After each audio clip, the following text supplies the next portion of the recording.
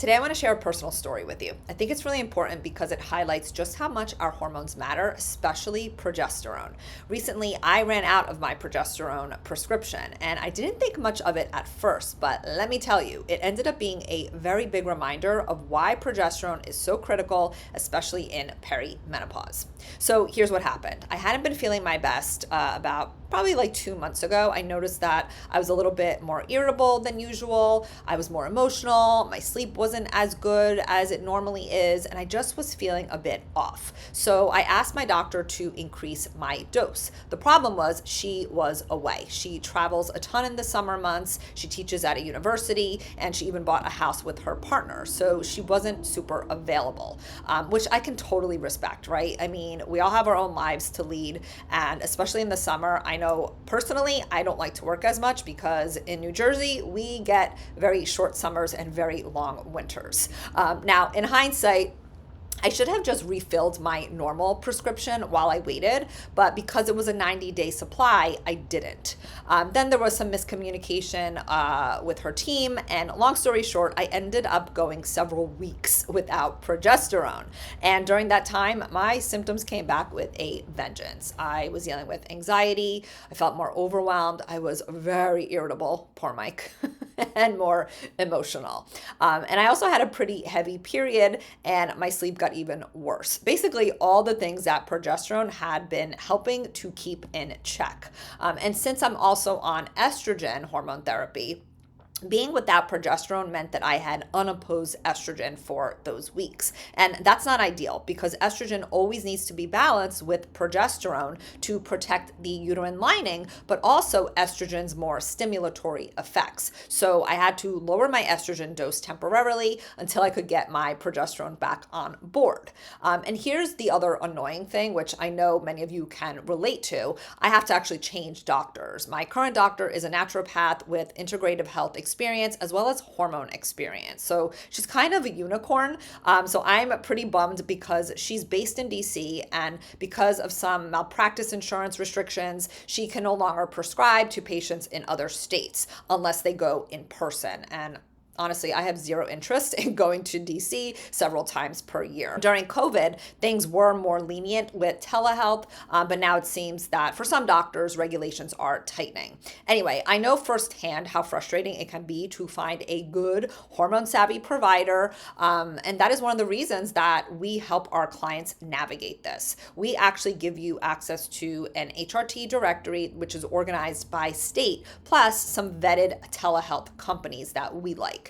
And if there are none in your state listed, we give you the steps to find somebody with proper training. We also walk you through the right questions to ask so you don't go into an appointment, whether it's in person or online, blindly. The worst thing you can do is just show up and not be prepared. You really do have to learn how to advocate for yourself and be confident doing so. Now, the good news is I do have somebody in mind for my new provider. She seems very accommodating, open to running the labs that I want, and willing to prescribe both FDA approved and compounded formulations, which is really important to me. And I'll explain a little bit more on that later. So let's talk about progesterone. So this usually is the first hormone to decline after the age of 35.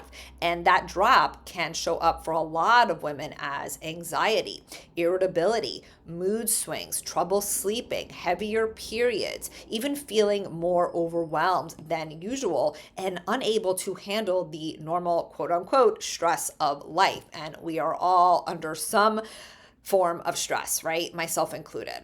Here's why this hormone is so important though. Progesterone has a calming effect on your brain. It helps to balance estrogen. So when it's low, estrogen can feel even more dominant. It supports lighter and more manageable cycles. And for many women, it's the missing piece in why they can't sleep or why their moods feel so unpredictable. You know, mood disorders are rampant in perimenopause. And I've struggled with it myself, as I've shared many times here. So I really do have a soft spot for women who struggle with this. Now, dosing does matter. Too low of a dose can cause something called estrogen kickback. It's not exactly a scientific term, but it's something that some mentors mention. And essentially what happens is if you take progesterone therapy and it's too low of a dose, it wakes up estrogen receptors, making estrogen a bit more stimulatory. So your estrogen-like symptoms can tend to flare up instead of calm down.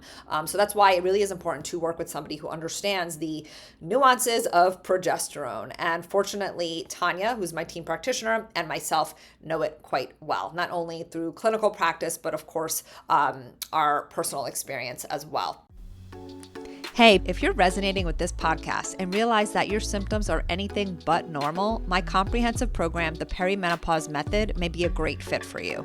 My team and I help women in their mid-30s to early 50s improve symptoms such as fatigue, disrupted sleep, anxiety, erratic moods, bloating, and much more.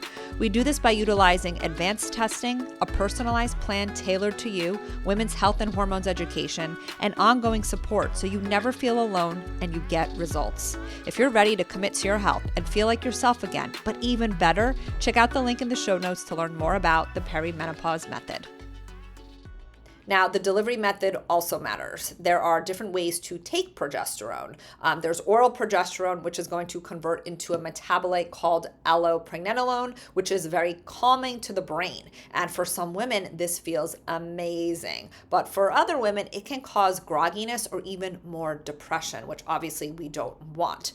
Plus, oral progesterone has to go through the liver first, which changes how much your body actually uses. So another way to take it is vaginally or rectally. Yes, you stick the pill up your vagina or up your anus. I know, fun times in perimenopause, right? The things that we have to do to feel good. But we have clients who do both. Essentially, this bypasses that first liver pass and can deliver a more steady effect, often without that grogginess. And then there's topical creams, and they can work, but only at the right dose. Many over-the-counter creams that are out there are way too weak. They don't have enough milligrams, and they're not really going to protect the uterine lining as effectively as a higher dose. At the time of this recording, the brand that I recommend is Ona's Natural. I will link to it in the show notes because it comes in 50 milligrams, which in my opinion is still too low, but also 100 milligrams and even 200 milligrams. And that's actually the standard dosing that you would get from the FDA approved progesterone known as Prometrium. And that is typically a sweet spot for many women. So you can obviously start at 100 milligrams if you want and then increase as needed. Now, the other thing to consider is the FDA-approved formulation, again, known as Prometrium, which you do need a prescription for, contains inactive ingredients like peanut oil and yellow dye, which some women react poorly to.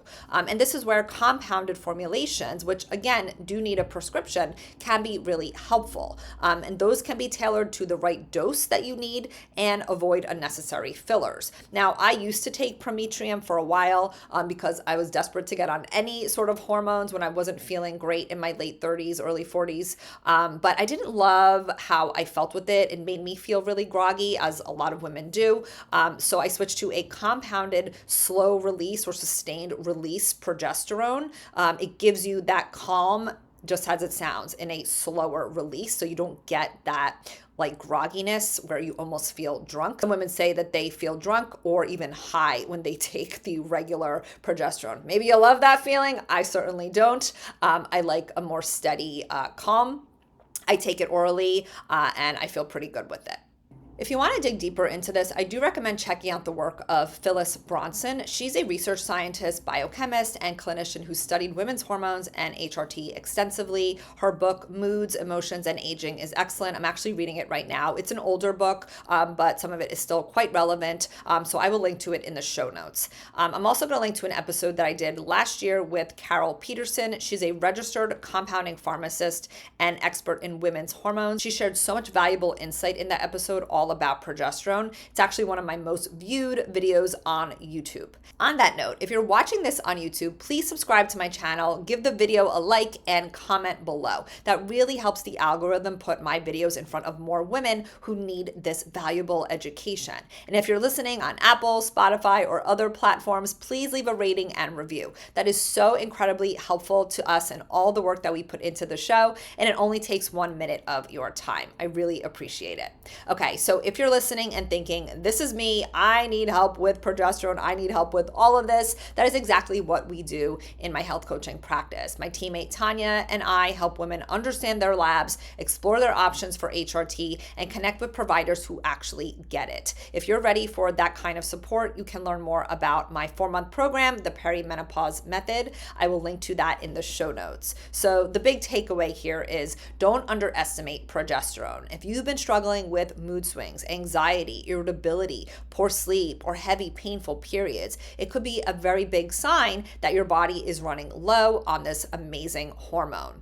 And if you're already on progesterone, don't make the mistake that I did. Keep your refills up to date. And most importantly, do not settle for a provider who dismisses your symptoms, ladies. There are good doctors and nurse practitioners out there who will listen and work with you. In the meantime, I'll keep sharing my experiences and resources so you know that you are not alone in this. Thank you so much for listening, and I will see you next time.